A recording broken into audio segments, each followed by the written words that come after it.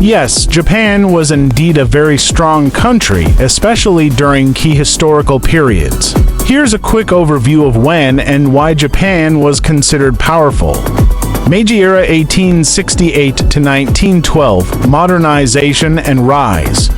Japan rapidly industrialized after centuries of isolation. It built a modern army and navy, inspired by Western powers.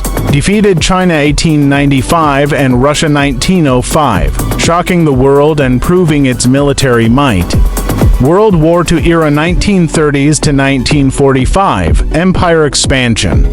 Japan aimed to dominate Asia and the Pacific. It invaded Manchuria 1931, China 1937, and Southeast Asia. The attack on Pearl Harbor 1941 brought the U.S. into World War II. At its peak, Japan controlled much of East and Southeast Asia. But by 1945, after massive destruction and to atomic bombings Hiroshima and Nagasaki, Japan surrendered. Post-war economic miracle 1950s-1980s economic powerhouse. With U.S. help, Japan rebuilt fast, became the second largest economy in the world by the 1980s. Dominated in cars, electronics, and tech, for example, Toyota, Sony, Panasonic. Culturally influential through anime, games, fashion, and food. Today, Japan is still powerful, though more focused on economy, technology, and soft power. It is a self-defense force, not a traditional military due to its pacifist constitution. Major player in global innovation, culture, and diplomacy. Would you like to focus on one era more deeply, like World War II or the economic boom? Great choice! Japan's post-war economic boom is one of the most impressive stories in modern history. Here's a breakdown of how Japan became an economic superpower, often called the Japanese economic miracle. Japan's economic boom 1950s-1980s. Starting point, post-war devastation 1945. After World War II, Japan's cities were destroyed, economy collapsed, and millions were unemployed. But instead of staying down, Japan rebuilt itself faster than anyone expected. Key factors behind the miracle. 1. U.S. support Marshall Plan and military protection. The U.S. helped rebuild Japan as a Cold War ally, gave loans, access to tech, and protection so Japan could focus on its economy, not military.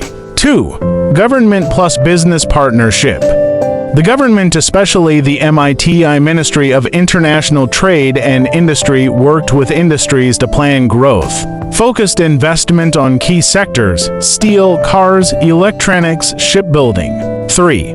High-quality education and workforce. Japan emphasized math, science, and discipline. Workers were loyal, skilled, and efficient. Companies like Toyota introduced systems like Kaizen continuous improvement. 4. Export powerhouse. Japan focused on making high-quality goods for the world: cars, TVS, radios, VCRs. By the 1980s, Japan dominated the global market for electronics and automobiles. 5. Innovation and efficiency. They didn't just copy, they improved. Think of how Sony, Honda, and Nikon outclassed competitors. Just-in-time production systems cut waste and boosted profits pioneered by Toyota. Economic peak 1980s. Japan became the second largest economy in the world after the U.S. Japanese banks, real estate, and corporations were global giants. People thought Japan might overtake the U.S., for example, when Mitsubishi bought Rockefeller Center in NYC. The crash, 1990s onward. A massive asset bubble burst in the early 90s. Stock and housing prices crashed, led to the lost decade, long stagnation, low growth, and deflation. Still, Japan remained a wealthy, advanced country. Legacy today, Japan remains a top global economy, third or fourth largest. Known for tech innovation: Sony, Nintendo, Toyota, robotics. Still a cultural leader through anime, design, fashion, and cuisine.